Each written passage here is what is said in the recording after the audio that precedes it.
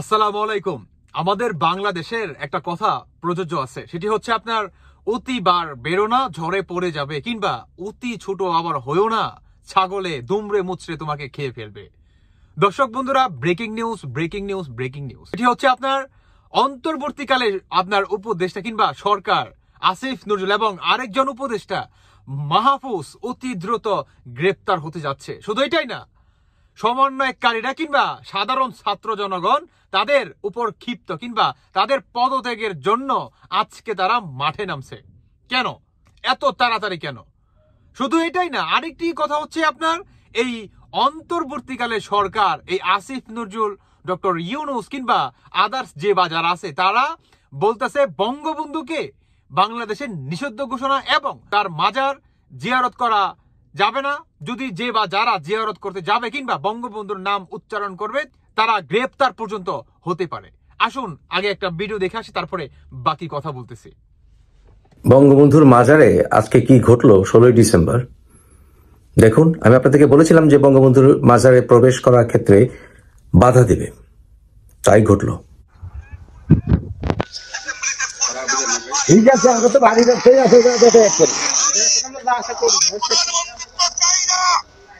তার মানে কি আপনারা এখান থেকে ঢুকতে দিবেন না? আজকের জন্য ফুল তো আজকের জন্যই দিব ভাই, ফুল তো অন্য দিনে আমরা আসবো না, ফুল তো একদিনের জন্যই দিব।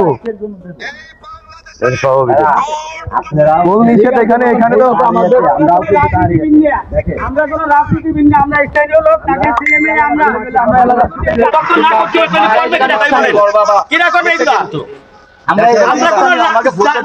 রাজনীতিবিদ না, আমরা স্থানীয় লোক, আমাদের বাড়ি এখানে। বঙ্গবন্ধুর মাজারে প্রবেশ করার ক্ষেত্রে বাধা দিচ্ছে কেন?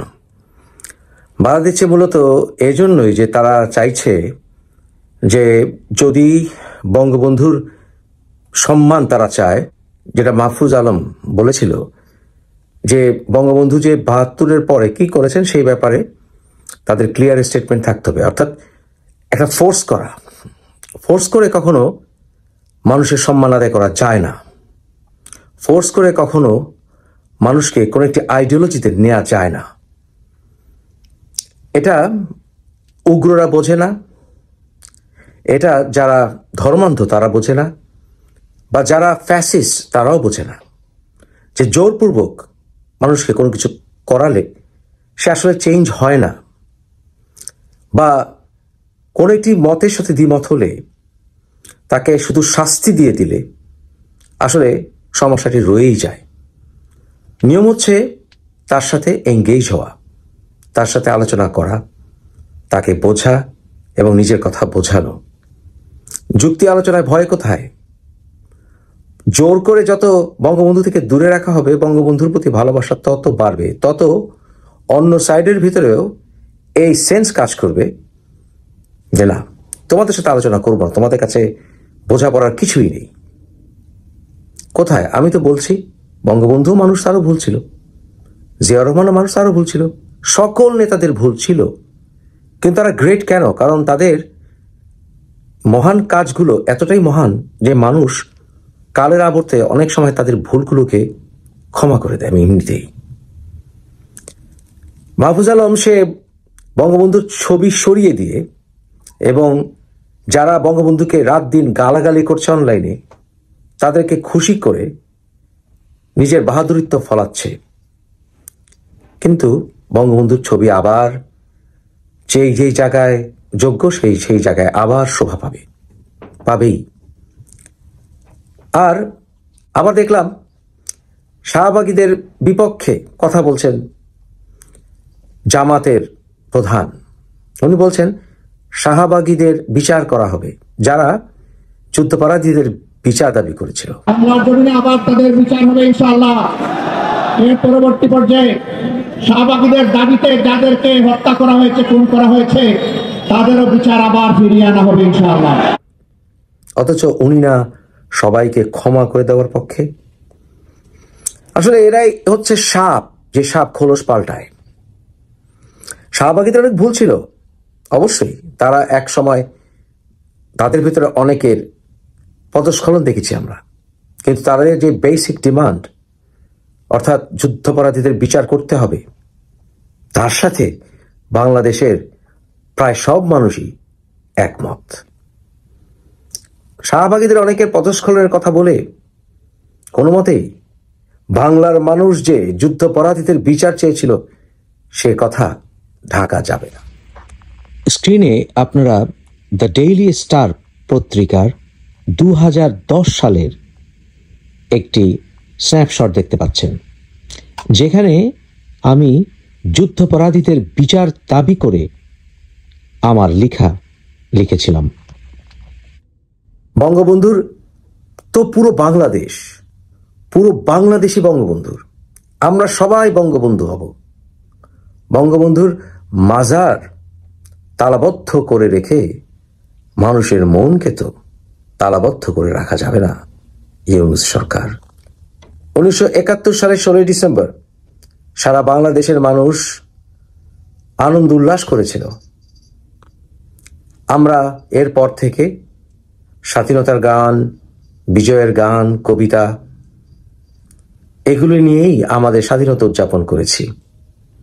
আমাদের বিভিন্ন ধর্মীয় উপাসনালয়ে আমরা সৃষ্টিকর্তাকে ধন্যবাদ জানিয়েছি। কিন্তু আজ বাংলাদেশের কোন স্কুলে কোনো অনুষ্ঠান নেই স্বাধীনতার জন্য, বিজয়ের জন্য। আজ সারা বাংলাদেশে কোথাও গান হচ্ছে না, কবিতা আবৃত্তি হচ্ছে না। কেন? কারণ এই সকল অনুষ্ঠান সকল ধর্মের বর্ণের মানুষ একসাথে করে, গান, কবিতা। কিন্তু বর্তমানে 2024-এর স্বাধীনতার নামে তারা আমাদের মূল স্বাধীনতা থেকে ধর্মনিরপেক্ষতা, বাংলার সাংস্কৃতিক বিকাশকে সরিয়ে নিয়ে একটি শরিয়াকামী বাংলাদেশ কায়েম করতে চায়, যেখানে শুধু কোরআন তেলাওয়াতই হবে মসজিদে মসজিদে, মহল্লায় মহল্লায়। অথচ এরা প্রকৃত ইসলামের অর্থই জানে না। আচ্ছা শুনেন, আর দেখতে হবে না তো, বুঝলেনই তো। বঙ্গবন্ধুর নাম যদি আপনি উচ্চারণ করেন, কিংবা আপনি বঙ্গবন্ধুর মাজারও জিয়ারত করতে যেতে পারবেন না। যদি আপনি যান তাহলে আপনাকে গ্রেফতার পর্যন্ত হতে হবে। এটাই নাকি বাংলাদেশের ঐতিহ্য। আরে ভাই, যে মানুষটার হাত ধরে আমরা এত বড় স্বাধীনতা অবলম্বন করি, কিংবা সেই ভোগ আমরা এখন পর্যন্ত করতেছি, আর তিনি যদি এই ভাষণটি না দিত, কিংবা তার নেতৃত্বে যদি আমরা না পেতাম, দুঃখিত, তাহলে পাকিস্তানের হানাদার বাহিনীদের ভোটের গুতা খেয়েই আমাদের সারা জীবন বাঁচতে হতো, বাকিটা জীবন। বুঝতে পারছেন? তখন এই বাংলাদেশ আর থাকতো না। বুঝেন নাই? এখন বাংলাদেশের মাটিতে 16 ডিসেম্বরে বাংলাদেশের পতাকা বিক্রি হয় না, বিক্রি হয় আপনার পাকিস্তানের পতাকা। দুঃখ লাগে, দুঃখ। এরা কারা? সত্যি দুঃখ লাগে যে এরা কারা। বুঝতে পারছেন? এখন আসলে কিছু বলার নাই ভাই। এই অন্তর্বর্তীকালে সরকার যে বা যারা আছে, এরা প্রত্যেককেই হচ্ছে মনে করেন আপনার স্বাধীনতা বিরোধী। প্রত্যেককেই দেখেন না, আসতে না আসতেই 1971 সালকে তারা মুছে ফেলতে চায়, এবং আজকে তারা বঙ্গবন্ধুকে নিষেধাজ্ঞা করছে। দেখবেন সামনে বলবে যে 16 ডিসেম্বর বাংলাদেশের কোনো ওই একটা ঐতিহাসিক একটা কোনো হবে না, সেটাকে মনে করেন আপনার রিসেট বাটন মেরে ঠিক মুছে ফেলবে। আপনার আইডিয়া নাই, সত্যি বলতেছি ভাই। এরা হচ্ছে টোটালি হচ্ছে পাকিস্তানের বংশধর, এটার বুঝতে আর বাকি নাই। এরা হচ্ছে আপনার এই কি বলে, ওই যে 1971 সালে যখন যুদ্ধ হয়েছে না, তখন যে আমাদের মা বোনদেরকে যে মনে করেন ধরে ধরে নিয়ে গেছে, এবং মুক্তি বাহিনীদের কে কোথায় আছে যে গোয়েন্দাগারি করছে না, এরা হচ্ছে এদের দূষর। বুঝতে পারছেন? এখন বোঝা যাচ্ছে, এখন অক্ষরে অক্ষরে মনে করেন বোঝা যাচ্ছে। প্রতিটি সমন্বয়ক এবং বিশেষভাবে এই আপনার আসিফ নজরুল যেভাবে টাকা পাচার করতেছে এবং হাতিয়ে নিচ্ছে, আসিফ নজরুলের মনে করেন দীর্ঘ মেয়াদী থাকার ইচ্ছা। কিন্তু আজকে সাধারণ শিক্ষার্থীরা তার পদত্যাগের জন্য মাঠে নামছে। আজকে সাধারণ শিক্ষার্থীরা যে আসিফ নজরুল তুমি পদত্যাগ করো, কিংবা তুমি এত টাকা পয়সা তুমি কিভাবে হাতিয়ে নিচ্ছ সেটার হিসাব তুমি দাও। এটার জন্য সমস্যা নাই, আপনার বাংলাদেশের গোয়েন্দা ইনকোয়ারিতেও মনে করেন নামছে। আসলে তারা যে নামছে, এদেরকেও যে বিশ্বাস করবো সেটারও কোনো নিশ্চয়তা নাই। দেশটারে খাইলো এই সাধারণ সমন্বয়ক আর হচ্ছে ছাত্রছাত্রীরা। সত্যি কথা বলতেছি, এদেরকে একদিন হিসাব দিতে হবে, এটার পাই পাই করে হিসাব দিতে হবে। সত্যি কথা বলতেছি, কারণ দেশটা কারো বাবার না। বুঝতে পারছেন? এই দেশটা স্বাধীন করার জন্য 9টা মাস লাগছে, 9টা মাস। এই দেশটা স্বাধীন হইতে না 9টা মাস লাগছে, 9টা মাস। এই 9 মাসের ভিতরে কত যুবক তার প্রাণ হারাইছে এই দেশের জন্য। মায়ের কোলের শিশু যে নাকি এখন পর্যন্ত মায়ের বুকে দুধ পর্যন্ত ছাড়ে নাই, সে পর্যন্ত গুলি খায়া জীবনের প্রাণ হারাইছে নিষ্পাপ শিশু। এবং হাজার হাজার যুবতী মা বোনেরা তারাও মনে করেন আপনার যৌবন ইজ্জত সব হারাইছে এই হানাদার বাহিনীদের সামনে।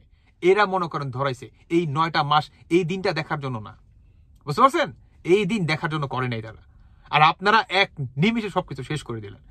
আরে ভাই, আপনারা শেখ হাসিনার পতন ঘটেছেন, সব ঠিক আছে, কিন্তু দেশটাকে যদি আপনারা ভালোভাবে চালাইতেন, নিয়ন্ত্রণে আনতেন, এই সমস্ত বর্তমান যে অরাজকতা চলতেছে এগুলাকে যদি না চালাতেন এবং মব জাস্টিস যদি না করতেন, তাহলে সত্যিই বলতেছি আপনাদেরকে প্রতিটি শ্রেণীর মানুষ আপনাদেরকে বাহবা দিত। প্রতিটি শ্রেণীর মানুষের প্রত্যেকটা জায়গায় থেকে আপনাদেরকে বাহবা দিত। কিন্তু আজকে আপনারা বাংলাদেশের প্রতিটি জনগণের হয়ে গেছেন গলার কাটা, বুঝতে পারছেন? প্রতিটি জনগণের গলার কাটা হয়ে গেছেন আপনারা বর্তমান। না পারতেছে আপনাদেরকে গিলতে, না পারতেছে হজম করতে, কিছুই করতে পারতেছে না। আপনাদেরকে নিয়ে বাংলাদেশের মানুষ অতি সমস্যায় আছে, অনেক সমস্যার ভিতরে, কিন্তু কেউ প্রকাশ্যে আসলে করতে পারতেছে না। কি বলবো আসলে, দেশটা রাজাকাররা মনে করেন পুনরায় মনে হয় দখল করে নিল। আমার মনে হয় যে 71-এর হাতিয়ার আবারও না উঠে যায়। সত্যিই বলতেছি, নিজেদের ভিতরেই সত্যিই মনে হচ্ছে যে 71-এর হাতিয়ার মনে হয় পুনরায় আবার উঠে যাবে এই নিজেদের ভিতরে। দেখতে পাচ্ছি দেশটা আসলে সেই দিকে আগাচ্ছে। ধন্যবাদ জানাই ডক্টর মুফাদ্দেল ইসলাম ভাইকে, কারণ বাংলাদেশের প্রতিটি মানুষের এই ভিডিওটা দেখার দরকার আমি মনে করি। কারণ বঙ্গবন্ধু কারো বাপ দাদার সম্পত্তি না, বঙ্গবন্ধু আওয়ামী লীগের একার সম্পত্তি নয়। বঙ্গবন্ধু হচ্ছে পুরা বাংলার জাতির, বঙ্গবন্ধু হচ্ছে বাংলাদেশের সম্পত্তি। সে আওয়ামী লীগের না, সে বিএনপি না, সে কারো না, সে হচ্ছে বাঙালির নেতা। এক কথাই ভালো। দর্শক বন্ধুরা, বাকিটা আপনাদের ব্যক্তিগত মতামত অবশ্যই জানিয়ে যাবেন। ধন্যবাদ সবাইকে।